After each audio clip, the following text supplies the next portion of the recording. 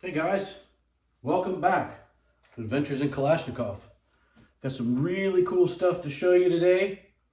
Two North Korean Type 68s built here at Appalachian Gunworks. These things are really cool. Haven't been in the country until recently, and we built a bunch of them. Let's take a look at what makes these so unique and collectible. Very cool. All right, guys, let's get into these. These are Asian contract kits supplied by Atlantic Firearms. These guys, we believe, came into the country from Lebanon. I can't confirm that, but that is what we believe. These are two different builds. This guy here is built on a Recreator Blanks receiver with an AK Builder barrel, specific for the North Korean Type 68.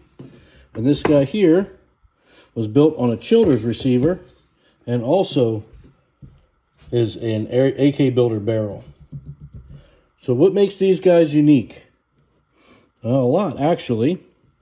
This wood is very, very soft and not very dense. It's very light. It breaks easily. The angle on this folder, as you can see, is definitely sloped down. Very reminiscent of the Type 3s with the angle on those stocks. And most everything on these is very crudely done. The machine work is really rough.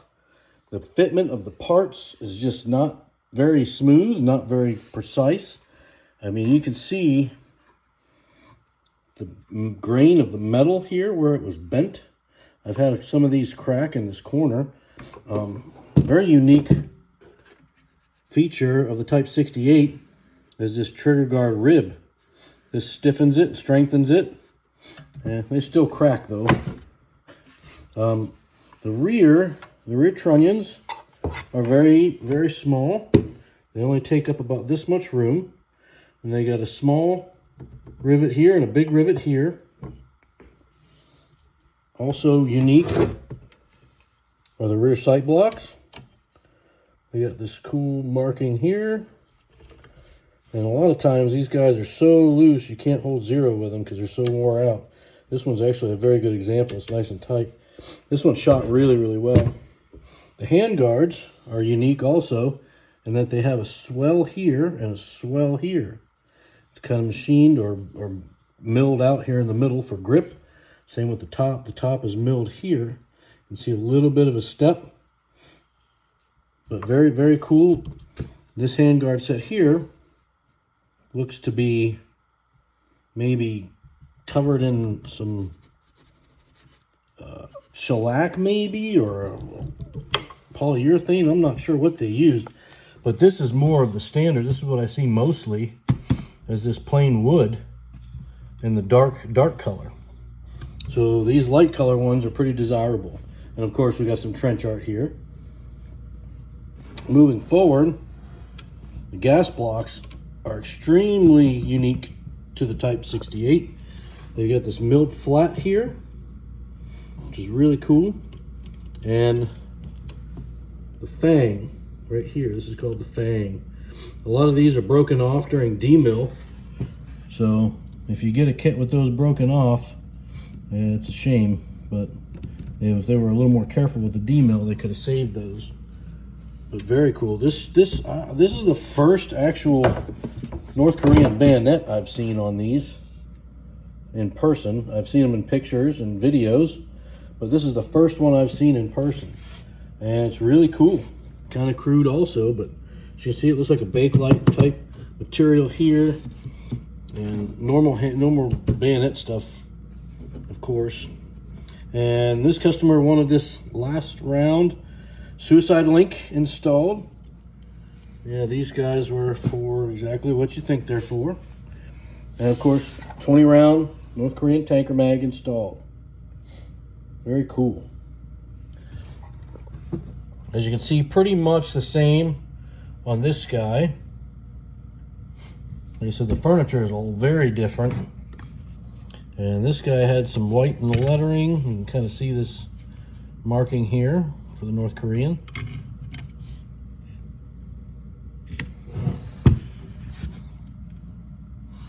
These gas tubes are very unique also. They're rolled and welded along the bottom. So they're not an extruded tube, they're not a machine, they're actually rolled sheet metal and welded together. Beautiful pair of North Korean Type 68s. Let's flip these guys over and take a look at the other side. All right, here's a look at the other side of these really cool North Korean offerings. Asian contract, if you will.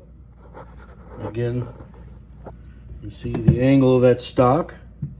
And these grips are very unique. They're very small, but actually very comfortable. Trigger guard, again, with the rib along the bottom. One other thing that's unique about these guys is the rivet on this right side is milled flat. That front trunnion is really thick for some reason, and once the rivet's installed, it's milled flat. And that's how they were done from the factory, so we repeat that here. Of course, the selector markings on these, there's a lot of info back and forth on the internet, so I just kind of go with what I know, what I've been told, what I've read. The SAR was the standard for North Korean Type 68s that were built for export. And that would make sense if these were sent to another country, such as Lebanon, to be used. So the SAR would be standard. So this guy here, we replaced the center support rivet with a reduced head center support rivet from Schaefer Customs. Thanks to Zach Schaefer for making these. They're really cool. They fit really well and look really awesome. The bolt, you can see the bolt and the top cover and the selector have not been modified. This is the finish as delivered. It's very reddish, bluish, blackish, brownish. It's got a lot of different stuff going on, but it's gorgeous. We try to replicate that as best we can, and the lighting in here really doesn't help me, but these guys here are treated with a cold blue and a rust, and over time they will develop a little bit deeper dark like this here.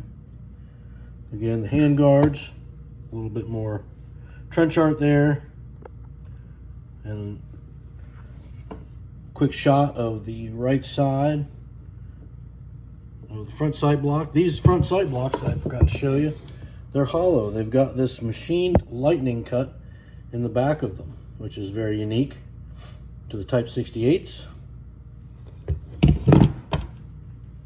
Along with that gas block again, machined flat. Very cool.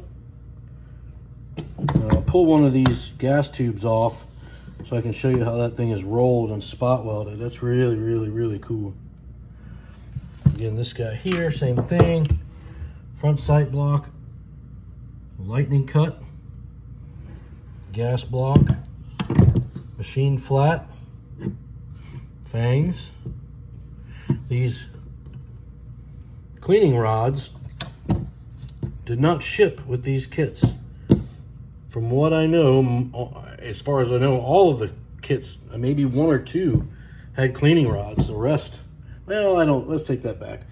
Most of the parts kits did not have cleaning rods, but I believe the full builds from Atlantic had some of the cleaning rods installed.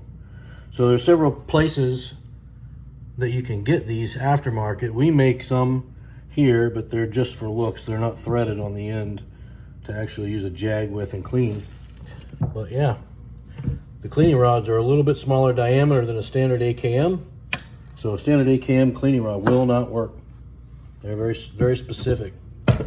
Here's another cool feature of this guy. It looks like a thumbtack pressed in. If anybody knows what this might be for, please leave it in the comments below, because I really don't know. I've seen it on a couple builds. Very interesting stuff. Again, Recreator and Childers, both slightly different in some of their features, but overall very nice. Both are very nice. Both shoot very well. They shoot reliably and accurately. And we'll do a quick overview of those before we dig into one. There you go. North Korean Type 68.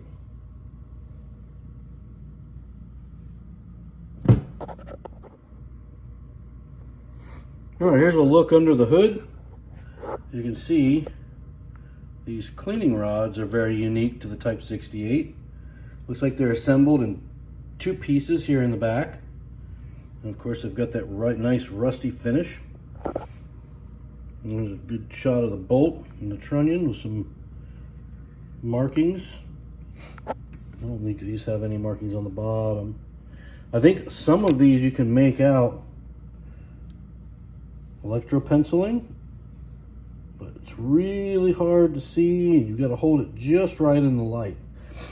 But if you get lucky, you get 8 out of 8 matches of all the parts in these that are serialized. And we'll take this cleaning rod out. Take a look underneath, see what we got. I'm going to look at the cleaning rod.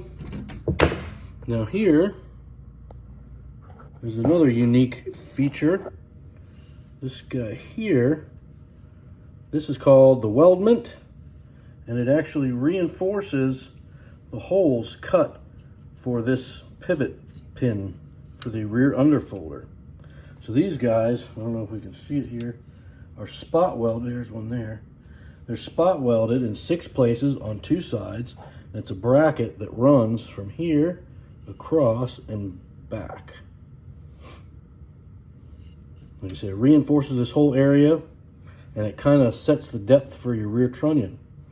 A lot of times these are set too far one way or the other, and it's because you can't move this after it's welded in.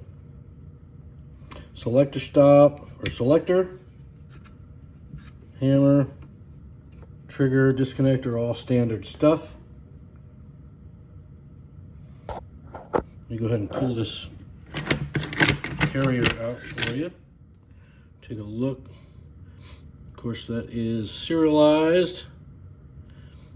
Everything's standard, full auto looking carrier and piston. Nothing really too unique there. Look inside here. You got your lugs, they look good. Extractor cut, barrel, everything sits nice. All standard stuff. Looks good though. Let's see if we can get this gas tube off. Let's cut that. All right, so we got this gas tube off. Everything else here looks pretty standard. Normal stuff. I noticed these lower handguard retainers always have this cool milled angle on them. I'm going to focus, but I guess it won't. Too close, too far. There we go. A lot of times there's some markings on the barrel from the originals. It can be recreated using some Thor's hammer etch stencils or laser engraving. But I wanted to take that gas block or gas tube off to show you guys how this thing is put together. It is sheet metal rolled and spot welded right there along the entire length. Pretty cool. I'd like to see what that process looked like. That had to be a pain in the butt. But yeah, cool. Gas tube. Some other North Korean parts. The folder works really smooth. Some of these are really janky, loose, and crude. But that's how these were made. And that's how they are. Alright guys, North Korean Type 68. Beautiful rifles. All right, guys, that's going to about wrap it up for this episode of Adventures in Kalashnikov. Again, these Type 68s are very, very cool. Very, very collectible. We built a lot of them here. They're smooth, reliable, and really fun to shoot, and they turn a lot of heads when you take them to the range. Everybody wants to know what they are because they're a little bit different, but very nice. I do want to say thank you to the customer that sent this in to us and allowed us to make this video. Without customers like you, we wouldn't be able to do this. We wouldn't be able to provide the content that we do. One last look at this beauty. And that's it, guys. Again, thanks for watching. And stay tuned to the next episode. We got some really cool stuff coming. You're going to like it. I hope.